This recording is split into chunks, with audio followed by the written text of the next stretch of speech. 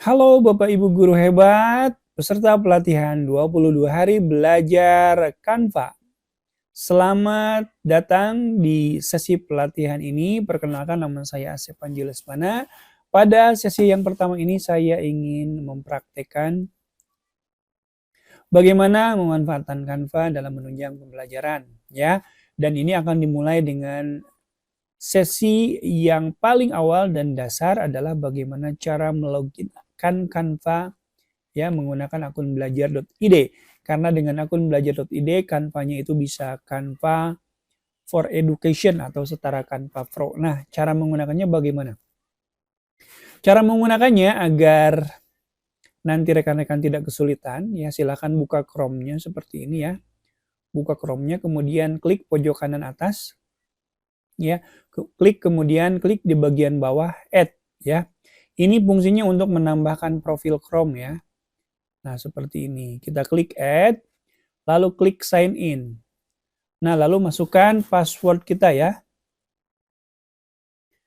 Nah, seperti ini, ya.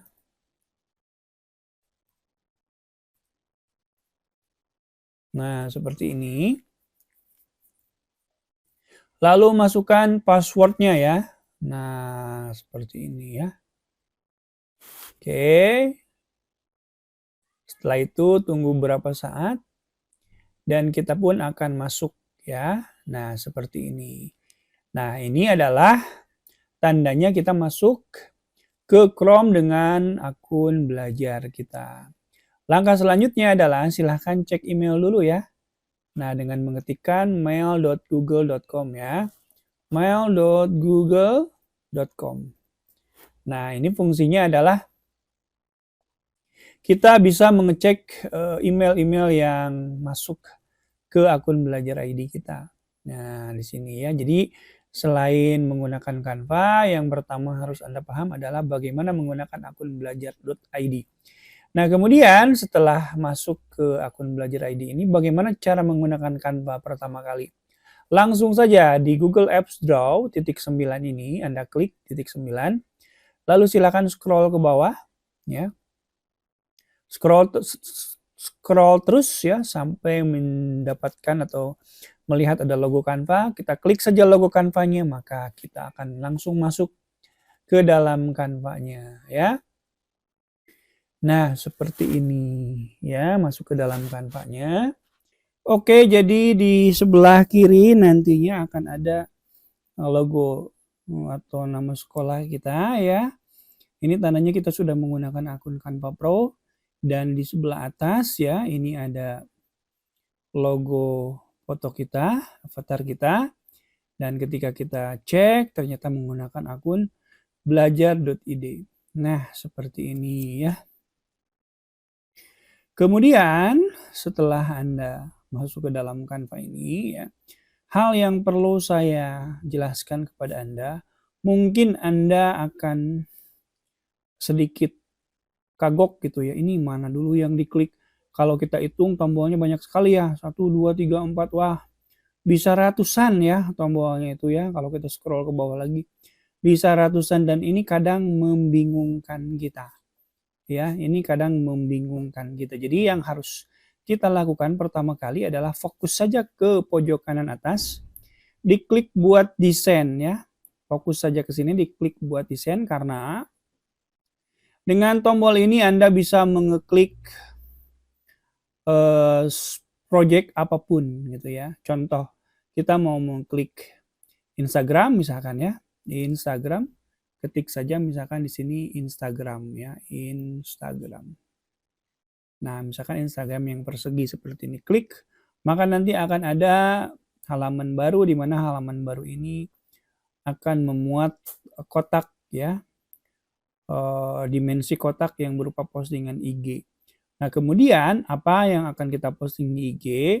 Ternyata di sebelah kanan kita sudah memiliki berbagai macam alternatif, ya, yang tentu desainnya ini sudah jadi. Kita bisa edit-edit saja, ya.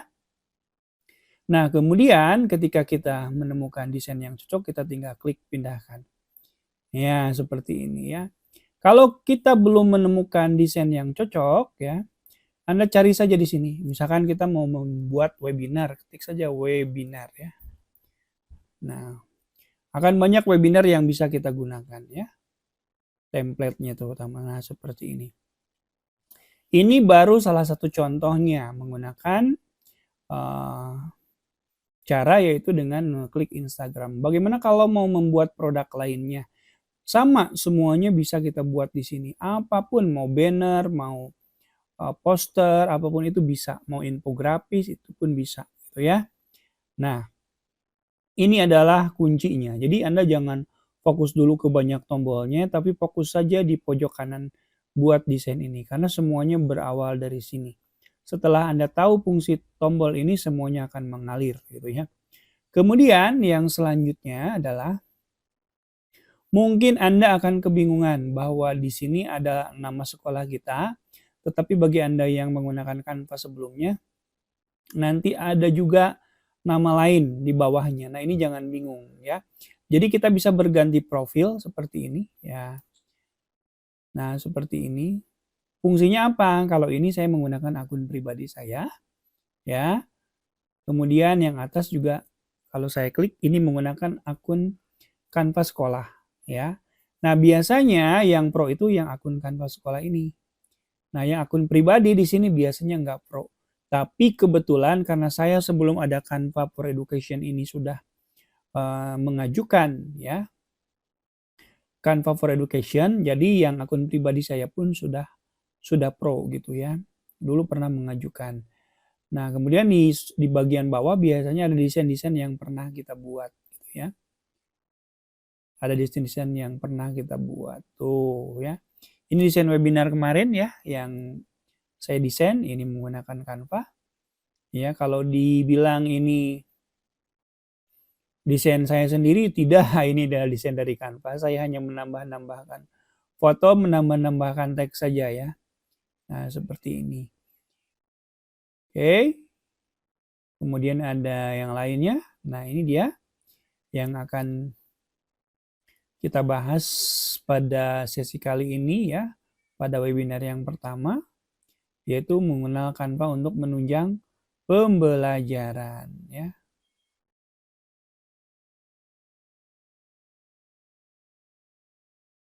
Nah, bagaimana sih kita memanfaatkan Canva dalam pembelajaran kita nantinya rekan-rekan semuanya?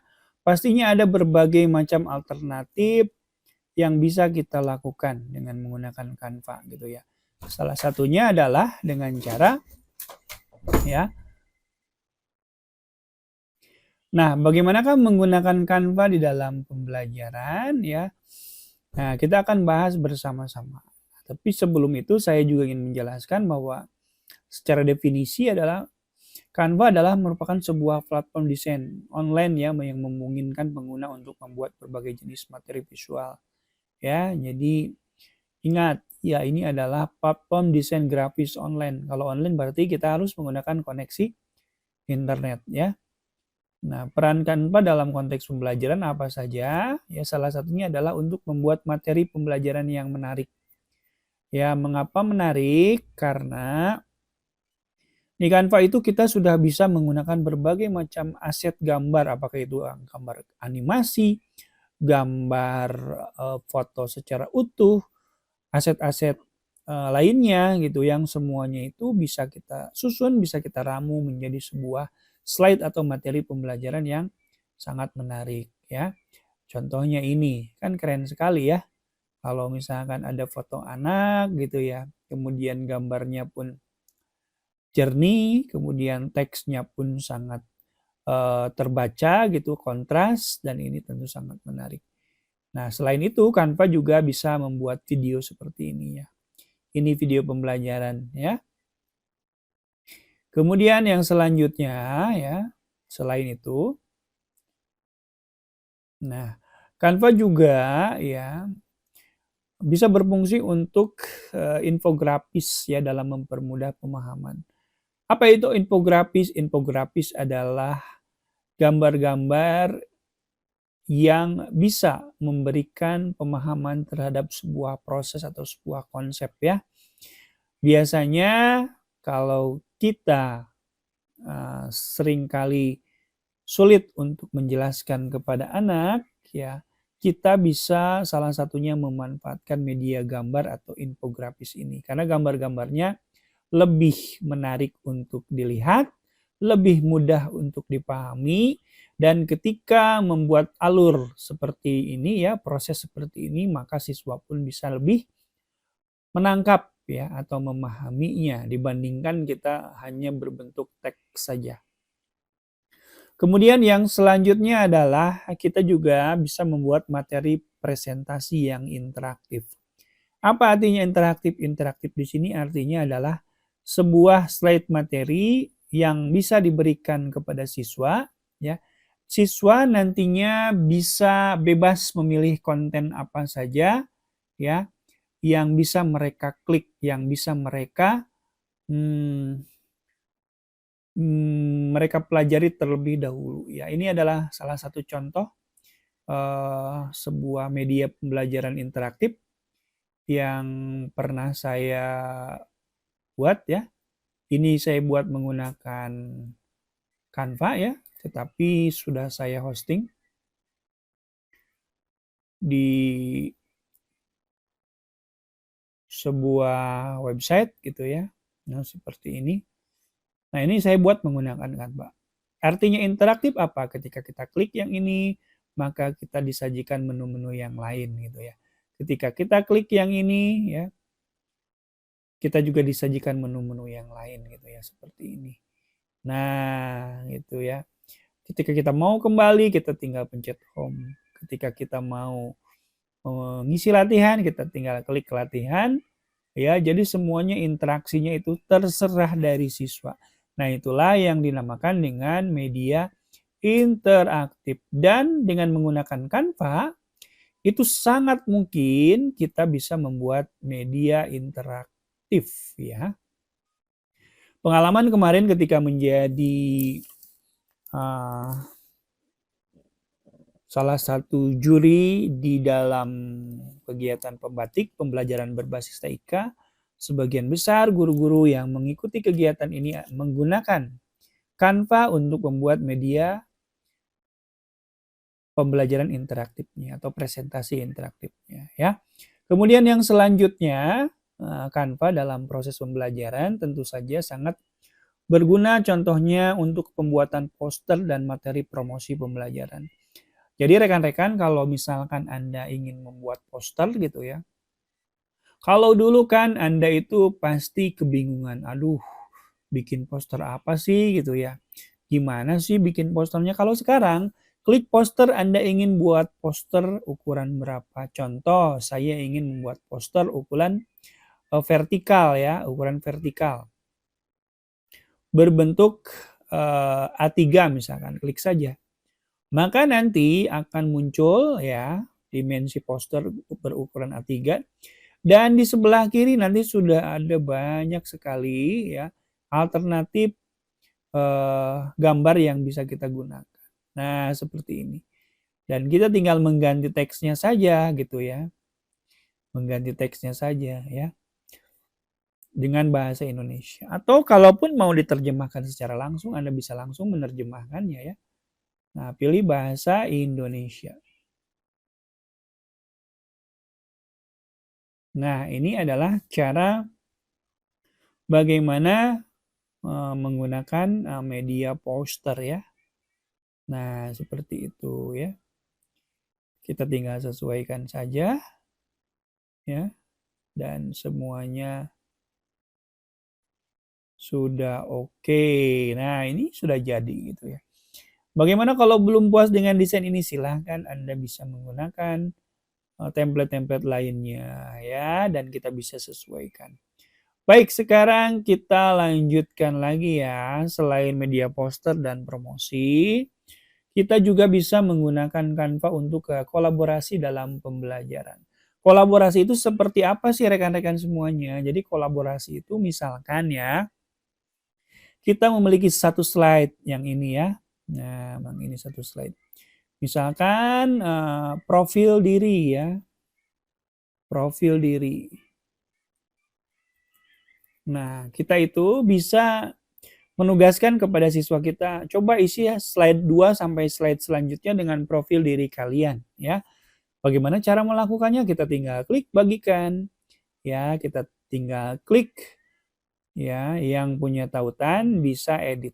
Klik salin tautan lalu kita bagikan ke orang lain ya. Contoh saya bagikan ke akun yang ini. Apakah akun yang lain itu harus login ke dalam Canva, memiliki Canva? Tidak gitu ya. Tidak, kita langsung saja klik edit presentasi.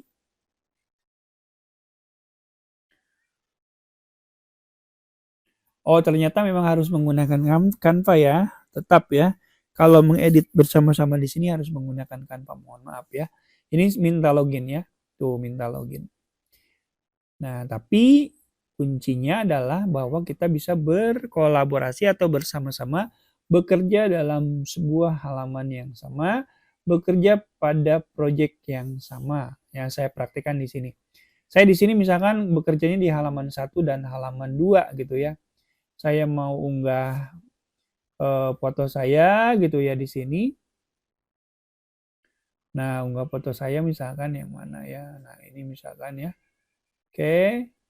Urut Canva gitu, kemudian kita klik Merdeka Belajar. Nah, kemudian yang teman saya satu lagi nanti bekerjanya di halaman 3 misalkan ya. Nah, dia akan bekerja di sini nih, di halaman 3. Ya, jadi kalau dia bekerja di sini misalkan ya dia menambahkan teks gitu ya. Sedang belajar.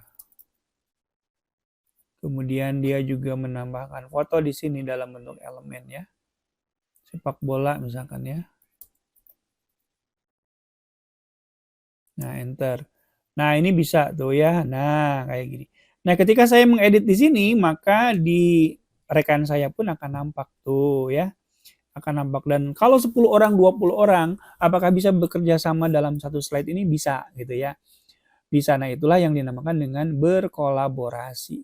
Kemudian yang selanjutnya dalam pembelajaran, Canva juga bisa ya membuat sebuah sajian data ya dan grafis. Ya, maksudnya apa rekan-rekan semuanya?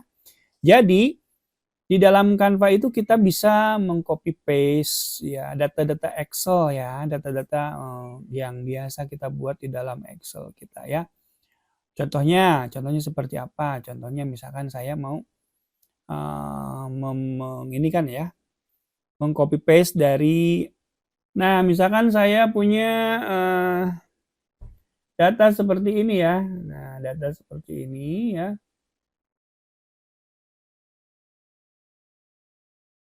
Nah, saya punya data seperti ini dan saya mau copy paste di Canva gitu ya untuk dijadikan bahan nantinya. Maka saya tinggal blok saja seperti ini, blok. Misalkan saya mau mengkopinya sampai dengan halaman nomor 10 saja ya.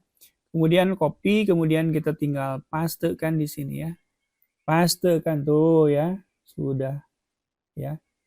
Sudah jadi ya. Tuh, dan kalau sudah di sini kita tinggal blok saja, kita tinggal besarkan fontnya ya. Tadinya 6 mungkin bisa jadi 20. Tuh ya, kalau masih kurang kita bisa besarkan lagi jadi 30. Nah, kan kelihatan ya. Nah, ini adalah data-data yang kita miliki ya. Yang kita miliki dari data-data spreadsheet atau Excel ya. Nah, seperti ini. Nah, ini judul webinar katanya.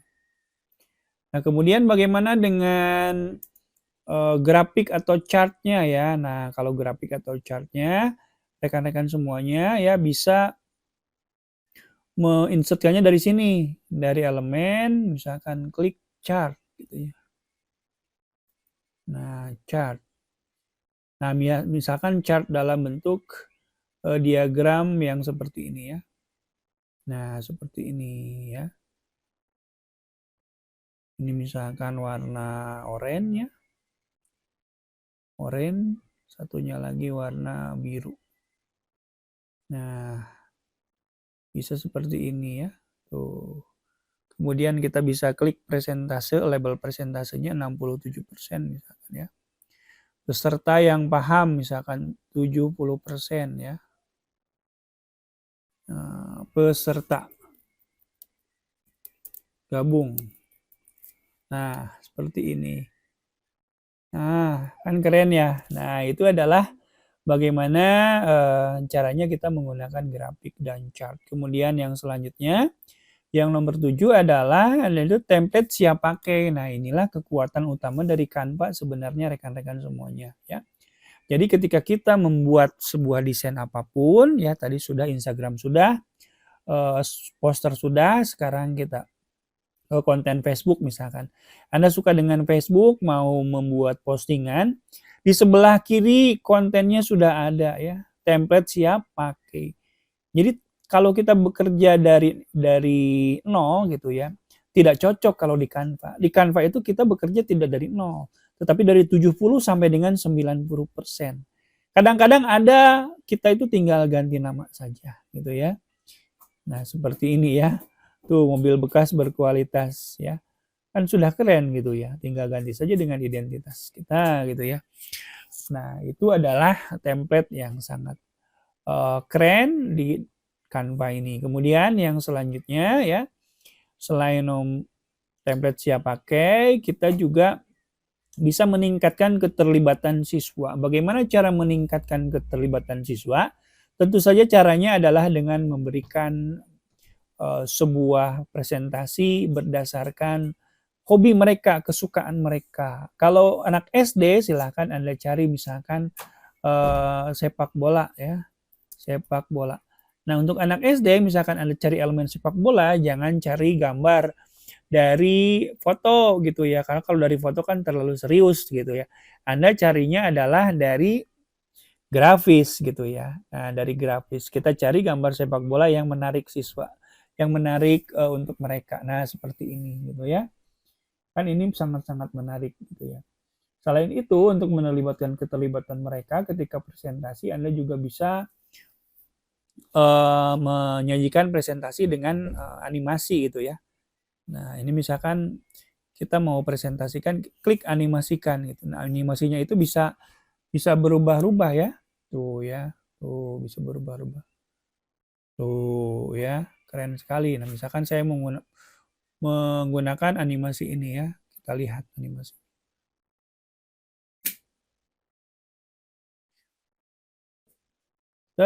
Yang terakhir tadi, yang kartun. Tuh ya, animasinya keren. Nah, itu adalah yang selanjutnya ya, yang selanjutnya. Kemudian selain itu di Canva juga ya, selain bisa meningkatkan keterlibatan siswa, yang selanjutnya di Canva pun ya, kita bisa menggunakan Canva dengan aksesibilitas dan penggunaan yang mudah. Jadi rekan-rekan semuanya, ini adalah yang terakhir ya, saya jelaskan mengapa sangat mudah. Lihat rekan-rekan semuanya ya. Di Canva itu sudah didesain ya, menu-menunya itu sangat memudahkan kita. Misal saya klik buat desain presentasi. Lihat, menu-menu yang ada di sini itu sangat simpel ya. Contoh untuk menu pengeditan ya, di atas itu nggak ada apa-apa lagi tuh ya. Nggak ada apa-apa lagi. Misal ada satu template, kita tinggal klik ya templatenya, menu-menunya itu tidak membuat bingung gitu ya. Karena apa? Karena sangat simple, sangat sedikit tuh, hanya ada posisi, hanya ada animasikan gitu ya. Yang lain-lainnya nggak ada. Itulah yang membuat Canva itu lebih mudah untuk dipelajari ya, karena sangat user friendly, baik dari tampilan maupun dari penyediaan aset di dalamnya maupun dalam publikasi, apakah itu dalam proses download gitu ya. Proses downloadnya pun kita bisa mendownload dalam berbagai macam versi ya. Kita bisa mengunduh dalam format JPEG, PNG gitu ya, GIF gitu ya. Bahkan kita juga bisa mendownloadnya dalam bentuk PowerPoint gitu ya. Nah, ini PowerPoint. Jadi itulah beberapa manfaat Canva dalam pembelajaran. Ingat rekan-rekan semuanya, ini baru sesi pertama, jadi tidak usah terlalu terburu-buru karena kita akan mempelajarinya perlahan-lahan. Minimal Anda bisa buka Canva Itu juga sudah sangat keren rekan-rekan semuanya. Karena itu adalah awal yang besar untuk keajaiban-keajaiban lainnya di masa mendatang. Dengan Anda membuka Canva, akan begitu banyak potensi yang bisa kita dapatkan. Itu mungkin dari saya. Kita akan bertemu lagi pada sesi yang kedua tentang bagaimana membuat presentasi yang keren untuk pendidik, untuk guru dengan menggunakan Canva. Terima kasih. Wassalamualaikum warahmatullahi wabarakatuh.